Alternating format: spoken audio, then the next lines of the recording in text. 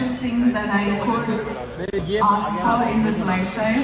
And I was just telling Lakshman sir, I feel like after this, I'm happy enough to retire. சினிமாவில் நடிக்கிறதுலேருந்து இப்போ ஓய்வு பெற்றாலும் சந்தோஷம் அப்படின்னு நடிகை ராஷ்மிகா பட விழாவில் ஒன்றில் பேசியிருக்கிறது வைரலாகியிருக்கு. என்னப்பா நேஷனல் கிறிஷ்கிட்டேருந்து இப்படி ஒரு ஸ்டேட்மெண்ட்டா அப்படின்னு ரசிகர்கள் ஷாக் ஆகியிருக்காங்க. என்ன விஷயம், ராஷ்மிகா ஏன் அப்படி பேசினாங்க அப்படிங்கிறத வீடியோவில் பார்க்கலாம். அதுக்கு முன்னாடி சேனலை மறக்காமல் சப்ஸ்கிரைப் பண்ணுங்கள். மராத்திய பேரரசர் சத்ரபதி சிவாஜி சாயிபாக் தம்பதியுடைய மூத்த மகனான சத்ரபதி சம்பாஜி மகாராஜாவுடைய வாழ்க்கை வரலாற்றை மையமாக கொண்ட படம் தான் சாவா. லூகா சுப்பி, மீமி போன்ற படங்களை இயக்கிய லக்ஷ்மண் உத்தேகர் இயக்கியிருக்கக்கூடிய இந்த படத்துக்கு ரஹ்மான் மியூசிக் பண்ணியிருக்காரு. இந்த படத்தில் பாலிவுட் நடிகர் விக்கி கௌஷல் சத்ரபதி சாம்பாஜி மகாராஜாவாக நடிச்சிருக்காங்க. நடிகை ராஷ்மிகா மந்தானா சாம்பாஜியுடைய மனைவி மகாராணி ஏசுபாய் கதாபாத்திரத்தில் நடிச்சிருக்காங்க.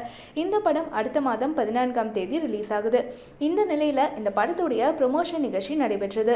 தன்னுடைய காலில் அடிபட்டு கடந்த சில நாட்களா ஓய்வு எடுத்து வரக்கூடிய ராஷ்மிகா நடக்க முடியாத நிலையிலையும் இந்த படத்துடைய ப்ரொமோஷன் நிகழ்ச்சியில கலந்துட்டு இருந்திருக்காங்க.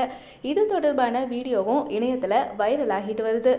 இந்த ப்ரமோஷன் நிகழ்ச்சியில் கலந்துக்கிட்ட ராஷ்மிகாவுடைய சிவப்பு நிற உடையும் அவருடைய அலங்காரமும் ரசிகர்களை கவர்ந்தது.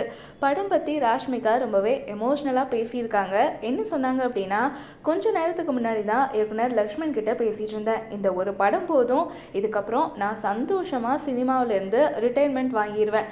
அந்த அளவுக்கு என்னுடைய வாழ்நாளில் என்னுடைய விருப்பமாக கேட்கக்கூடிய ஒரு படமாக சாவா அமைஞ்சிருக்கு.